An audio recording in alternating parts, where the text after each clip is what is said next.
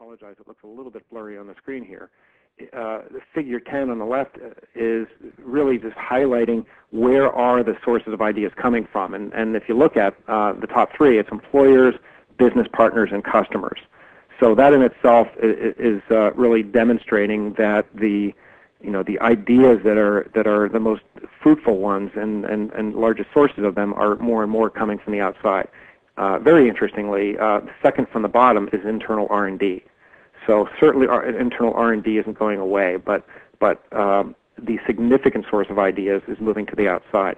Similarly, in looking at in the study who are the underperformers and overperformers or outperformers in the market, you can see that the outperformers in the market use more external ideas than the underperformers, again demonstrating this shift.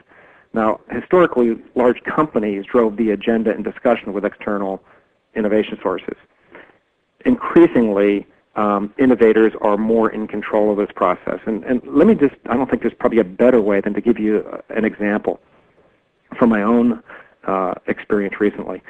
We held, a few months back, a matchmaking event where we brought together some large companies and some Fortune 500 companies in the U.S. and global players in the consumer health monitoring space, and did a matchmaking event with 8 technologies.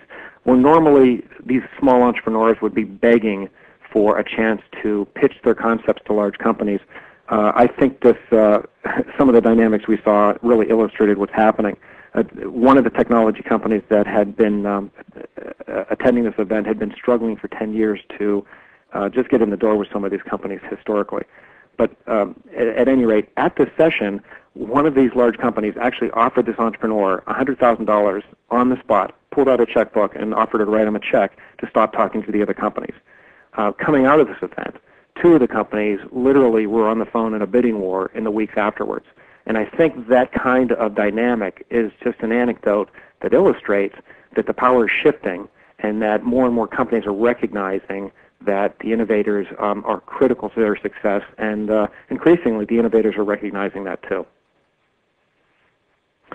So to kind of summarize that point, I really do believe that in this new world of open innovation, that competitive advantage isn't just going to come from owning the best technologies. It's really going to come from owning the best relationships. So positioning your company and your group as a partner of choice for these relationships is going to be very, very important. Let me give you another example.